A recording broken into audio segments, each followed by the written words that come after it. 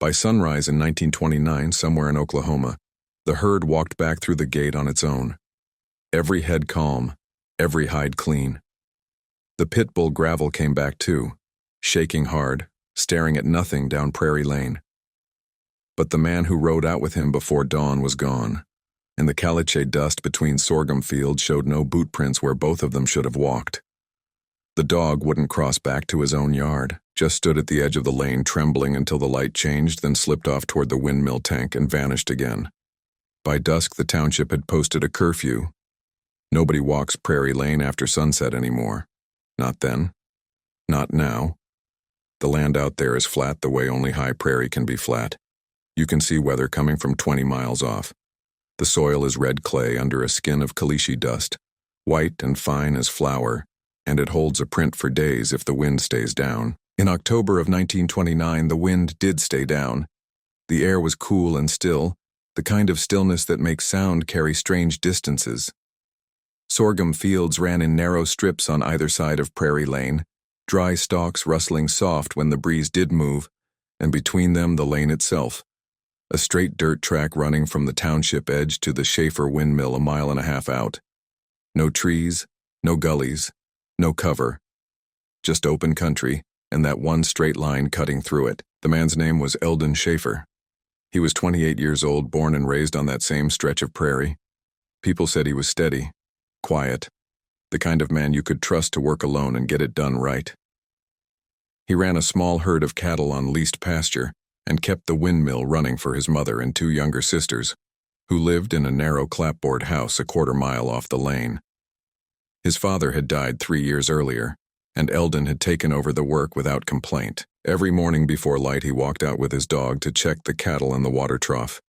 The dog's name was Gravel, a brindle pit bull, heavy in the chest, scarred on one ear from a fight with a coyote years back. Gravel had walked that lane beside Eldon since it was a pup. You could set your watch by them. Man and dog moving out in the dark, back by breakfast, reliable as the windmill blades turning slow against the sky. That morning Eldon left the house just after 4:30. His mother heard the door latch click. One of his sisters, awake early to start the stove, saw him through the kitchen window. Tall silhouette against the faint glow of the lantern he carried. Gravel trotting beside him, both of them heading toward the lane. The sky was still black. No moon. The windmill blades were turning slow in what little breeze there was. Metal creaking soft in the distance. By 6 o'clock the cattle were back at the gate nearest the house, bunched and quiet, waiting to be let through to the morning pasture. Gravel came back too, but not the way a dog should. He was panting hard, legs stiff, eyes fixed on something down the lane no one else could see. When Eldon's mother called to him from the porch, the dog didn't even turn his head. He wouldn't step across the property line, just stood there shaking, every muscle tight, staring at the empty road. They found the lantern first. It was standing upright in the center of the lane, a quarter-mile from the house, exactly where the road straightens out between two sorghum fields. The wick was out. The glass chimney was still warm to the touch, warm enough that Eldon's youngest brother pulled his hand back fast when he reached for it. But the ground around the lantern was smooth. No scuff mark, no heel print, no sign that anyone had bent down to place it there. The cattle had walked past it on their way back without knocking it over, and the caliche dust all around it was undisturbed, pale and even in the early light. Eldon's hat was 10 yards farther on, laid flat in the dust as if someone had taken it off his head and set it down with care. And his chain lead, the leather and steel lead he used to walk Gravel when the dog got stubborn on the road, was stretched out in a perfect straight line on the frozen ground. The frost hadn't melted underneath it, but the lead itself was faintly warm. One of the neighbors touched it and said later it felt like it had been held in someone's hand just moments before. The neighbors came by 7. Men from 3 families, the Harpers, the Coles, the Drummonds, walked the lane shoulder to shoulder calling Eldon's name. The sky had gone gray by then, low clouds moving in from the north. The dogs they brought with them pulled to the edge of the sorghum rows and stopped, wouldn't go farther. One, a blue-tick hound that had tracked coyotes across 10 miles of open country, lay down in the dirt and whined. They checked the windmill. They checked the water trough.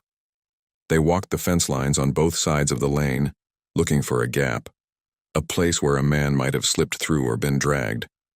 There was nothing. They found a scatter of hoof marks crossing the road near where the lantern stood, shallow, smudged, like the cattle had milled there briefly and then moved on. But no dog prints leading away from the scene, and no boot prints anywhere past the spot where the hat lay flat in the dust.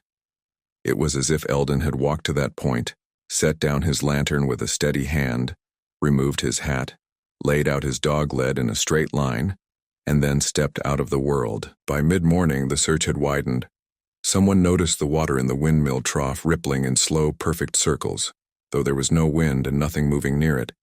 The surface of the water caught the light strange, shimmering like something was passing underneath. But when they leaned over the edge, there was nothing there. Another man, standing near the far gate at the end of the lane, heard the wire latch click 3 times in a row. Sharp, clear, metal on metal, though no one was near it and the gate itself was still fastened shut. A third man swore he heard 2 notes, low and short, like the whistle Eldon used to call the cattle in. It came from somewhere past the sorghum, out where the land flattens into nothing. He didn't go looking for it. People in Oklahoma don't spook easy. They know drought. They know wind. They know cattle breaking loose and men getting hurt in ways that don't make sense until you find the body. But by noon that day, the older hands were already talking quiet among themselves, away from the younger men and the women waiting on the porch.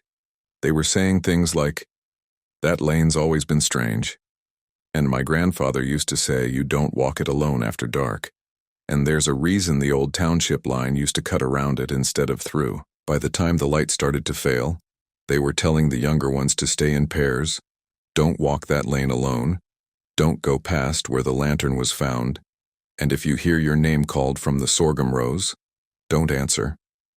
Eldon's youngest sister went out at sunset to call Gravel back. The dog was sitting at the edge of the property again, right where the fence line meets the lane, staring down the road. She knelt beside him and touched his fur. He was shaking so hard she could feel it through the wool of her coat. His breathing was fast and shallow. She tried to lead him toward the house, speaking soft, using his name.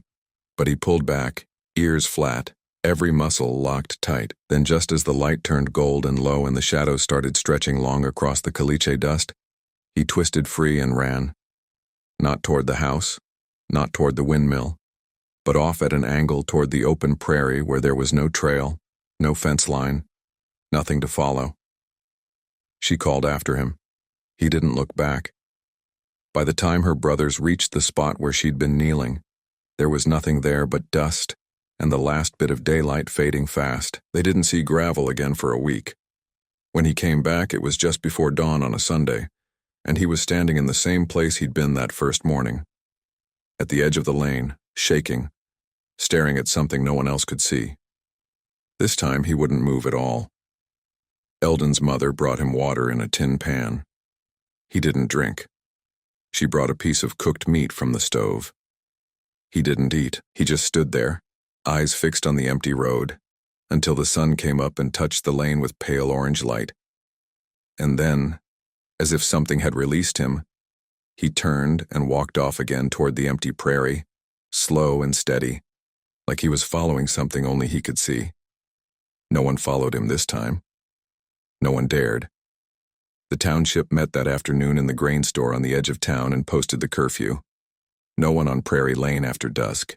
No exceptions. Families who lived along that stretch started cutting new paths through their own fields to avoid the straight run at sunset. Mothers kept their children inside when the light began to fail, even if chores weren't finished. Men who had to check cattle or fix fence did it in pairs, and they did it early, before the shadows got long. Old hands around Oklahoma still tell the younger ones the same thing they said that autumn of 1929. You don't walk Prairie Lane alone. You don't answer if you hear something call your name from the sorghum, and you don't look too long at the lane when the dust starts to settle after sunset, because the lane still keeps count of who goes out and who comes back.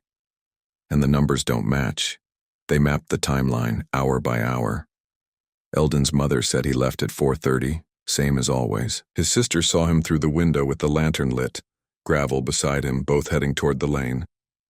A neighbor, Herman Cole, was up early that morning checking his own stock. He said he heard Eldon's cattle whistle, 2 short notes, low and clear, sometime around 5 o'clock, maybe a few minutes after. The sound came from the direction of the windmill. Cole didn't think much of it. That was Eldon's routine, but by 6 o'clock the cattle were already back at the gate nearest the Schaefer house, and Gravel was standing at the property line shaking like he'd seen something no dog should see. The whistle bothered people. If Eldon had blown it at 5, that meant he was still out there, still working, still alive. But the herd was home by 6, and there was no way a man on foot could have driven them back that fast and then vanished without a trace. The cattle weren't spooked. They weren't scattered. They were calm, bunched tight, waiting at the gate like they'd been led there by someone who knew what he was doing. But that someone wasn't Eldon. And the ground around the gate showed hoof marks, dozens of them, but not a single boot print. They came back on their own, one of the older men said, or something brought them back. By mid-morning on that first day, more than 20 men were walking the lane and the fields on either side. They tied strips of white cloth to the fence posts every 50 yards to mark where they'd already searched. They dragged hooks through the shallow water at the base of the windmill tank. They checked every gully, every low spot where a body might have rolled or been hidden. There was nothing. The sorghum rows were dry and brittle, and a man walking through them would have left a trail you could see from 100 yards off. But there was no trail. Just the lantern, the hat, and the chain lead, all laid out like pieces of a puzzle no one could solve. On the second day, they brought more dogs. A man from 2 townships over had a pair of coon hounds he swore could track anything that walked, crawled, or bled. He brought them to the spot where the lantern had been found and let them smell Eldon's hat. The dogs circled once, noses to the ground, and then both of them stopped at the same place, right where the chain lead had been lying, and sat down. The man tried to push them forward. They wouldn't move. He dragged one by the collar a few feet farther down the lane, and the dog twisted back, whining, and lay flat in the dust. The other one started to howl, low and steady, the kind of sound that makes your skin go cold. "They won't go past it," the man said. "I've never seen them do this." That same afternoon, someone noticed that one of the white cloth strips tied to a fence post near the windmill was missing. They'd tied it there the day before. Everyone remembered it. A clean strip of flour sack cloth knotted tight around the post. Now it was gone. But in its place, on a post 10 yards farther down the fence line, was another strip of cloth. Same size, same fabric, tied in the same kind of knot. No one remembered putting it there. No one admitted to moving it. And the post where it now hung was one they'd already searched twice. People started talking in low voices. Some said Eldon had enemies. A man from the next county over had accused him of letting cattle stray onto his land the year before, and there'd been words exchanged, hard words, though nothing had come of it. Others said it wasn't a man at all. The land out past the thorn fence, they said. The land past where the lane runs straight. That land never gives back what it takes. A few whispered it wasn't Eldon who brought the herd home. It was something else. Something that walked like him, whistled like him, and then stepped back into whatever dark pocket of the prairie it had come from. On the third day, they found something that stopped the search cold. It was a piece of paper folded once, wedged into a gap in the wooden frame of the windmill. The paper was clean. No mud, no water stain, no sign it had been out in the weather. When they unfolded it, they saw writing in pencil, neat and small. It said, "Check the fence line past the trough." Eldon's youngest brother recognized the handwriting. It was Eldon's, no question. The slant of the letters, the way he formed his capital C, the spacing, it was his hand. But the paper hadn't been there 2 days earlier when they'd searched the windmill the first time. 3 men swore to it. They'd climbed the platform, checked every beam, every joint. There'd been nothing wedged in that frame. And yet here it was, folded and placed as if someone had walked up in the middle of the search and left it there without anyone noticing. They checked the fence line past the trough. Every post, every wire, every inch of ground. There was nothing. No sign of a struggle, no torn cloth, no blood, just caliche dust and dry grass and the fence stretching out toward the horizon. By the 4th day, the search had become something else. It wasn't about finding Eldon anymore. It was about understanding what had happened. Women from the township brought food to the Schaefer house, stew, bread, preserves, and sat with Eldon's mother and sisters while the men kept walking the same ground over and over, as if repetition might reveal what a fresh eye had missed. Children were kept inside. Neighbors started locking their doors at night, something no one in that part of Oklahoma had done in years. And the older hands, the ones who'd lived on that prairie their whole lives, started telling the younger men things they'd never said out loud before. "You don't check that line alone anymore," one of them said. "Not before sunrise, not after dark. 2 men, always. You hear me?" On the 5th day, someone heard the whistle again. 2 short notes, low and clear, coming from somewhere past the sorghum fields. It was just after dawn, and the man who heard it was standing near the windmill with 2 others. All 3 of them stopped and listened. The whistle came again, same 2 notes, same tone. One of the men started walking toward it. The other 2 grabbed him by the shoulders and pulled him back. "That's not him," one of them said. "Don't you go toward it." The man who'd been walking stopped. He said later that he'd felt something pulling at him, something that wanted him to walk out into the sorghum rows and keep walking until the sound made sense. But the hands on his shoulders were strong, and the voices of the other men were louder than whatever was calling. He didn't go, and the whistle didn't sound again. By the end of the first week, there was nowhere left to walk that didn't already hold their boot prints. And still nobody had found Eldon. The white cloth strips tied to the fence posts had started to move on their own, or so it seemed. One would be missing in the morning and appear on a different post by afternoon. Another would be tied in a knot no one recognized. A third would be found lying flat in the road, clean and dry, as if it had been placed there by hand. No one touched them anymore. They just marked where they were and kept moving. The dogs wouldn't go near the lane at all now. Even the horses were starting to refuse. A man trying to ride out to check the far pasture had his horse stop dead at the edge of Prairie Lane, ears back, refusing to step onto the road. He tried twice. The horse reared both times. He gave up and walked the long way around through the fields, adding an hour to the trip. By the end of that week, everyone in the township was doing the same, cutting new paths, avoiding the lane, moving in pairs. And when the sun started to drop and the light turned gold and the shadows stretched long across the caliche dust, they were already inside, doors latched, children accounted for, waiting for the dark to pass. Because people in Oklahoma had learned by then that Prairie Lane didn't follow the rules the rest of the world followed, and whatever had taken Eldon Schaefer that October morning was still out there, watching, waiting, keeping count. By the 10th day, the search had become a ritual. Men still walked the fence lines every morning, still checked the windmill, still tied new strips of cloth to mark their progress, but no one believed they were going to find Eldon anymore.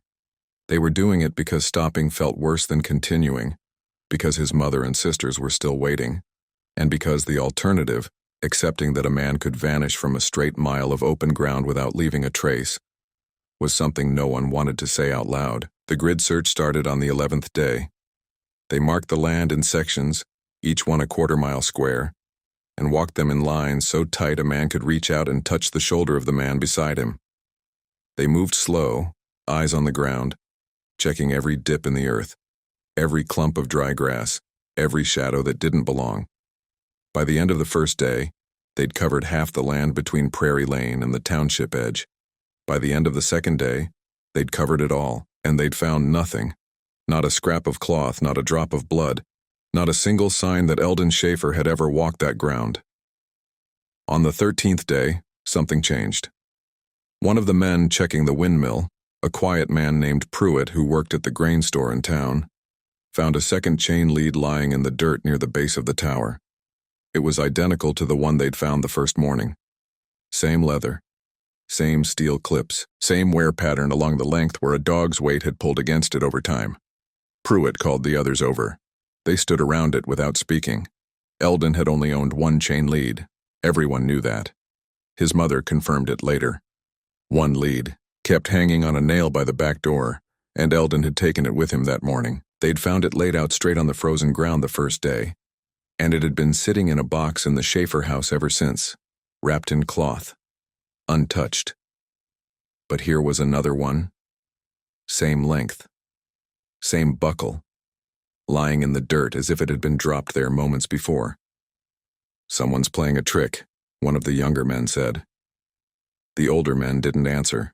They knew better. There was no one out there who would do this, not in a township this small, not with a man missing and a family grieving. And even if someone had wanted to, they couldn't have.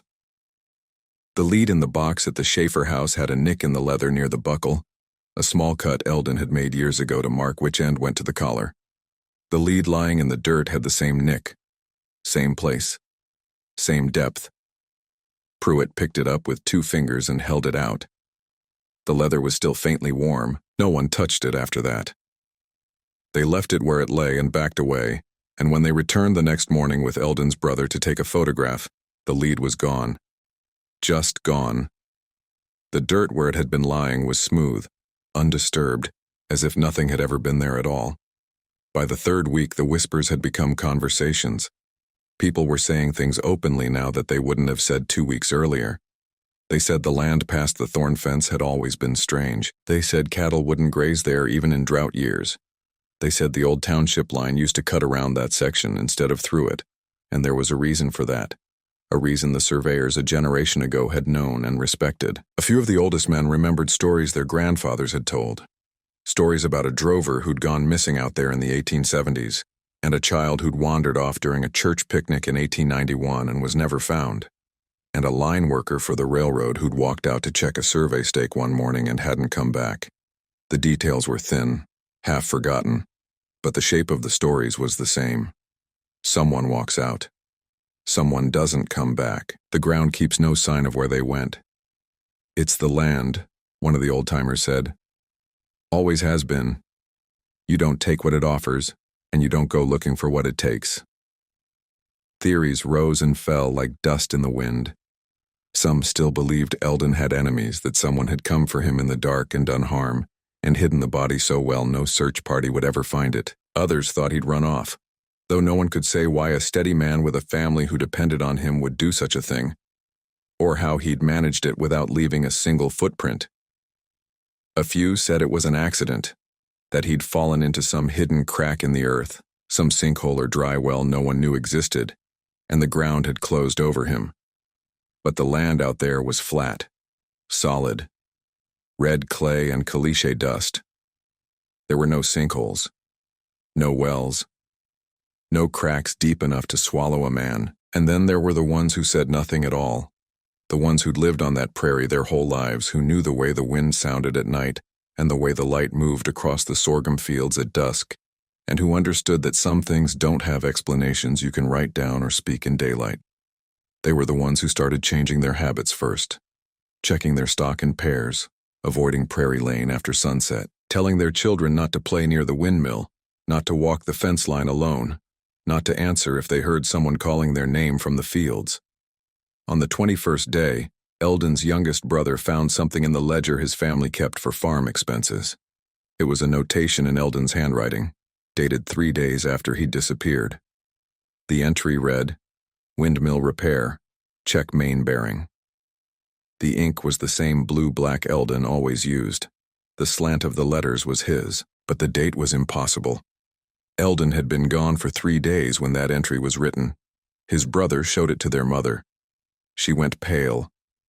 She looked at the page for a long time without speaking, and then she closed the ledger and put it back on the shelf and told her son never to open it again. Word spread. People came to see the ledger. Eldon's mother refused to show it, but enough people had already seen the page, and the story took root. Some said the date was a mistake, that Eldon had written it the week before and misdated it by accident. Others said someone else had written it as a cruel joke. But those who knew Eldon's hand said there was no mistaking it. That was his writing, and the date was clear. 3 days after he vanished, as if he'd come back, sat down at the kitchen table, and made a note about a repair that still needed doing. As if he'd been there and no one had seen him, or as if something else had learned to write the way he wrote. By the end of the 4th week, the township had stopped pretending they were searching. The men still walked the grid every few days, more out of duty than hope, but their hearts weren't in it anymore. The white cloth strips on the fence posts had multiplied. No one knew how. Every morning there were more of them, tied in neat knots, fluttering in the breeze, marking posts that hadn't been marked the day before. No one untied them. No one asked who was putting them there. They just left them alone and walked wide around the sections of fence where the cloth was thickest. Eldon's mother stopped going outside. His sisters took over the chores and kept the house running, but they did it in pairs, always, and they were back inside before the light started to fail. Neighbors brought food and firewood and asked if there was anything else the family needed, but no one stayed long. The house felt wrong now, too quiet, too still, as if something were waiting in the rooms where Eldon used to sleep, listening for footsteps it would recognize. On the 31st day, just past dawn, a man named Harwell was riding the long way around the edge of the Schaefer property when he saw Gravel. The dog was sitting at the far end of Prairie Lane, right where the road met the open prairie, staring back toward the windmill. Harwell stopped his horse and called to the dog.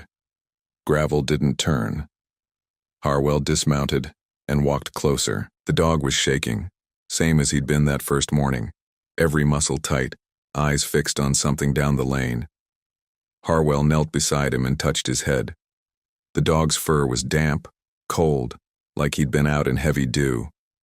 But the ground around him was dry. Harwell tried to lead him back toward the Schaefer house.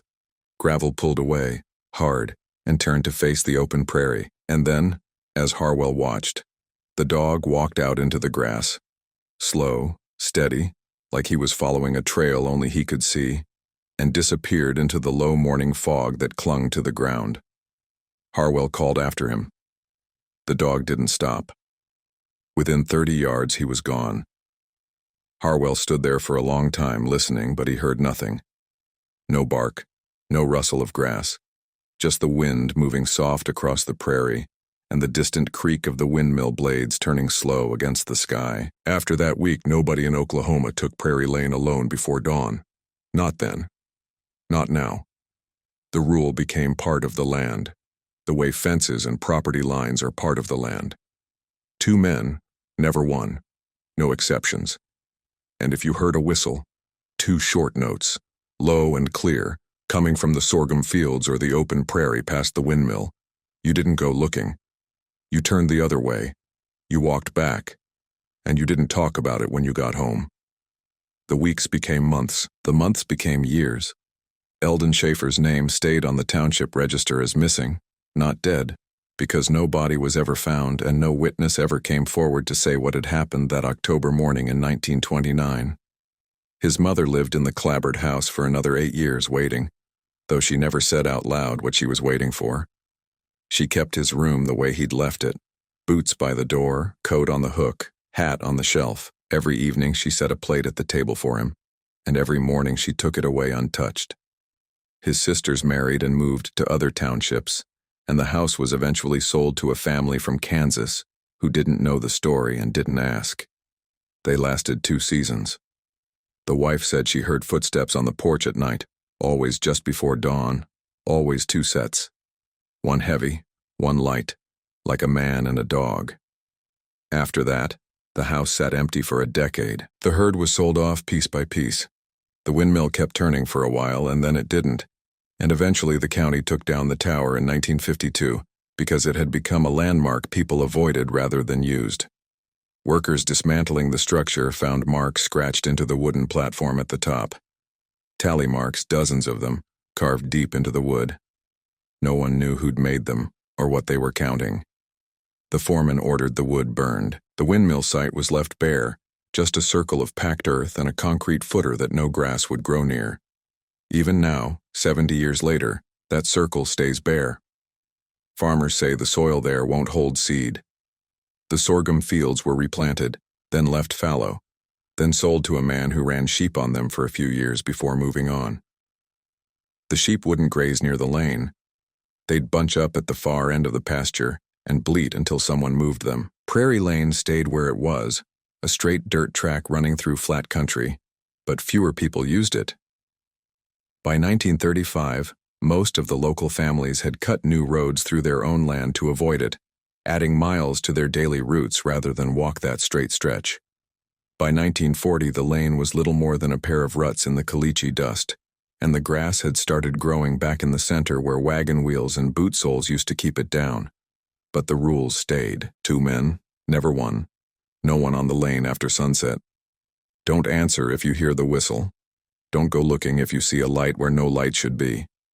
And don't tie white cloth to the fence posts, because the cloth moves on its own out there. And once you start marking ground you don't understand, you can't be sure what you're calling in.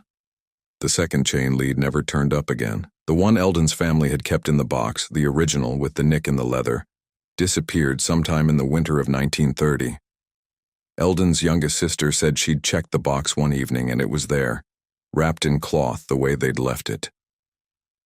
The next morning it was gone. The box was still latched. The house was still locked. But the lead was gone, and no one ever found it. A few years later, a man working on the railroad spur near the edge of the old Schaefer property found a chain lead half buried in the dirt alongside the tracks. It looked old, worn, the leather cracked from sun and weather. He brought it to the grain store in town to see if anyone recognized it. 3 people said it looked like Eldon's. One of them was sure of it. Same buckle, same length, same nick in the leather near the clip. But no one wanted to touch it. The man left it on the counter, and by the time the store closed that evening it was gone. The owner said he'd put it in a drawer. When he opened the drawer the next day, it wasn't there. In 1947, a boy walking home from school cut across the edge of what used to be the Schaefer pasture and found a piece of paper wedged into a gap in one of the old fence posts. The paper was folded once, clean and dry despite weeks of rain. He opened it. Inside, in faded pencil, were the words, "Check the fence line past the trough." The handwriting was neat, small, slanted to the right. The boy showed it to his father. His father looked at it for a long time without speaking, then folded it back up and burned it in the stove. He told his son never to walk that stretch of fence again, and the boy never did. Years later, after his father had died, the boy, now a man in his 50s, told his own children the same thing. Stay off that land. Don't cut through those fields. And if you find something that doesn't belong, don't bring it home. People still talk about Eldon Schaefer in Oklahoma. Not often. Not loudly. But the story gets passed down, the way stories do in small places where the land doesn't change much and the families stay put for generations. New workers moving into the area for harvest season or railroad work get told about Prairie Lane within the first week. They get told the rule, 2 men, never one. They get told not to answer the whistle. They get told that if they see white cloth tied to fence posts out past the windmill site, they should turn around and go the other way. Most of them laugh it off at first. A few of them listen. And the ones who don't listen, the ones who decide to test the rule, to walk the lane alone at dusk or follow the sound of the whistle into the fields, they come back different. Quiet, pale, unwilling to meet your eyes. They don't talk about what they saw or heard, but they don't break the rule again. And some of them leave the township within a month and never come back. Mothers in Oklahoma still tell their children not to play near the old windmill site, even though the tower's been gone for decades and most kids don't even know it used to be there. School teachers still remind students to walk in groups if they're cutting across the fields after late practice or choir rehearsal. Farmers still check their stock in pairs before sunrise, even if it means waking a neighbor or a hired hand at 4 in the morning to ride along. The rule has become part of the culture, woven so tight into the daily rhythm of life that most people don't even remember why it started. They just know that you don't walk Prairie Lane alone. You don't go out before dawn without a second set of eyes. And you don't ask too many questions about what happened to Eldon Schaefer in the fall of 1929. Because the people who ask too many questions are the ones who end up testing the rule, and that never goes well. In 1983, a historian from the state university came through the township collecting oral histories for a project on rural life in the Depression era. She interviewed a woman in her 80s who'd been a child when Eldon disappeared. The woman told the story carefully, slowly, the way you tell something you've carried for a long time and know you'll only tell once. She talked about the herd coming back on its own, the lantern still warm, the chain lead laid out straight on frozen ground, the dog shaking at the edge of the lane, the note in Eldon's handwriting appearing days after he was gone. And then she stopped. The historian waited. And when the silence stretched long enough, she asked if the woman thought Eldon had been killed, or if he'd run off, or if something else had happened. The woman looked out the window toward the flat horizon and didn't answer for a while. Finally, she said, "There are things out there we don't have words for, and the people who try to name them don't last long." The historian wrote it down. The interview was archived at the university library, but the archive doesn't include what the woman said after the tape stopped running. She said that her brother had walked Prairie Lane alone one evening in 1952, despite the rule, because he was young and didn't believe in old stories. He came back an hour later, white-faced and shaking, and refused to say what he'd seen. 2 weeks after that, he moved to Tulsa. He never came back to the township. Not for holidays, not for weddings, not for funerals, not once in the 40 years he lived after that. And when he died in 1992, his widow found a chain lead in a box under his bed, old leather, steel clips, a small nick near the buckle. She didn't recognize it. She'd never seen it before. She threw it away. The next morning, it was back in the box. She threw it away again. It came back again. On the third day, she burned it in the backyard. The ashes were gone by morning, and in their place, clean and dry on the grass, was the chain lead, whole and untouched. The land where Prairie Lane used to run is still there. You can see it on old county maps, a straight line cutting through what's now grazing land and reclaimed pasture. The caliche dust is still white as flour when the wind blows it across the road. The sorghum doesn't grow there anymore, but the grass does, tall and dry in summer, brittle and pale in winter. If you walk it in the right light, just after dawn or just before dusk when the shadows stretch long and the air is still, you can see the faint outline of the old lane, two ruts running parallel through the grass, leading from nowhere to nowhere. And if you stand at the edge of it and listen, some people say you can still hear it. Two short notes, low and clear, a whistle calling cattle home, or calling something else, something that answers. No one answers it. No one follows it, and no one walks that stretch of ground alone. Which version makes sense here?